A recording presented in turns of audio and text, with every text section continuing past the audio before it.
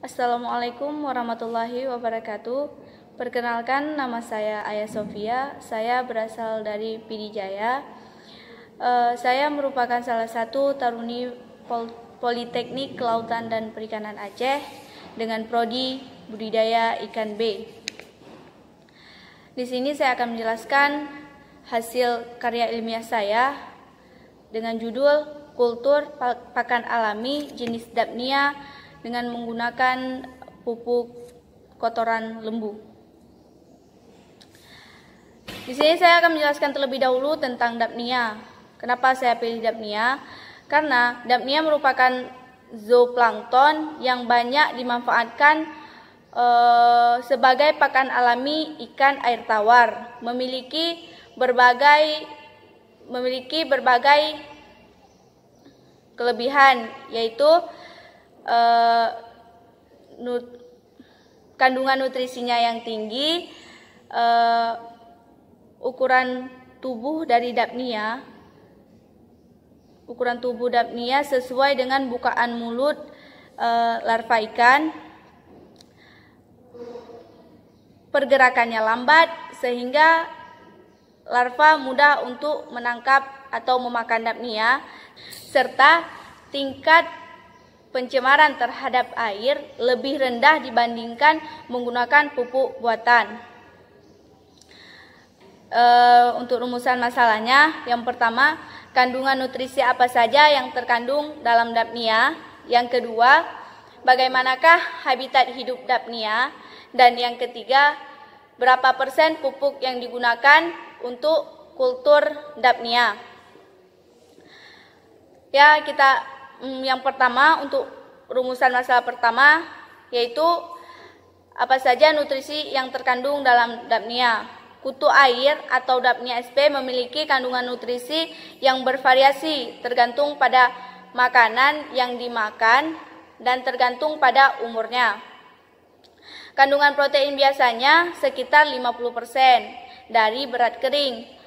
Pada kutu air atau Dapnia dewasa banyak mengandung lemak yang lebih tinggi dibandingkan pada juvenil, sekitar 20-27% serta 4-6% pada juvenil.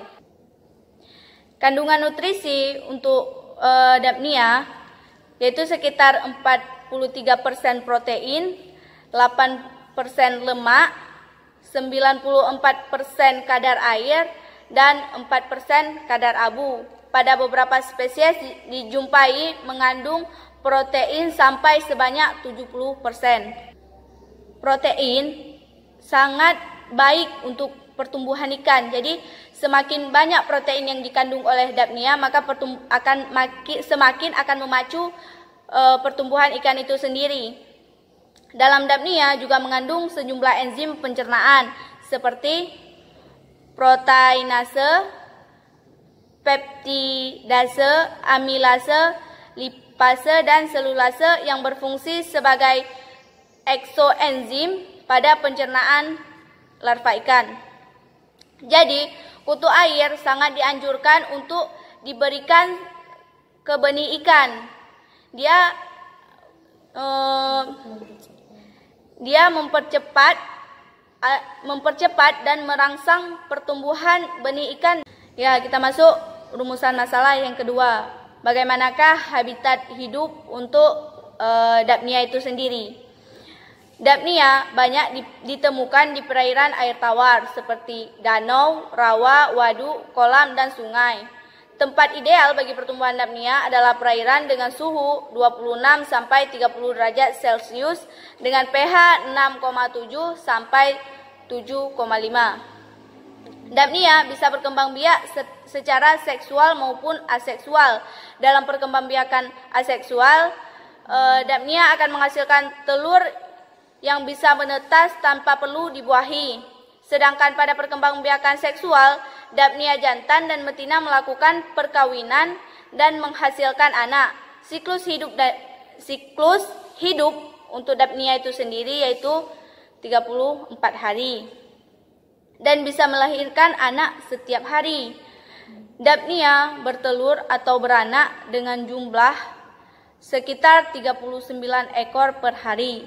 pada jenis tertentu seperti Dapnia magna bisa bertelur hingga 100 ekor per hari. Dan masuk ke rumusan masalah yang ketiga, yaitu untuk penggunaan pupuknya. Bagaimana proses untuk pengkulturan Dapnia itu sendiri? Yang pertama, terlebih dahulu kolam yang digunakan untuk kultur Dapnia itu sebaiknya kolam tanah. Terlebih dahulu dasar kolam dijemur selama 2-3 hari. Kemudian dilakukan pengapuran dengan dosis 3-2 kg per meter. Baru kemudian tambahkan pupuk untuk menumbuhkan pakan plankton sebagai makanan Dapnia. Jenis pupuk yang biasanya digunakan yaitu pupuk kandang. Di sini saya menggunakan kotoran lembu atau kotoran sapi dengan dosis sebanyak 2 kg per meter kubik. Dan biarkan selama 3-5 hari.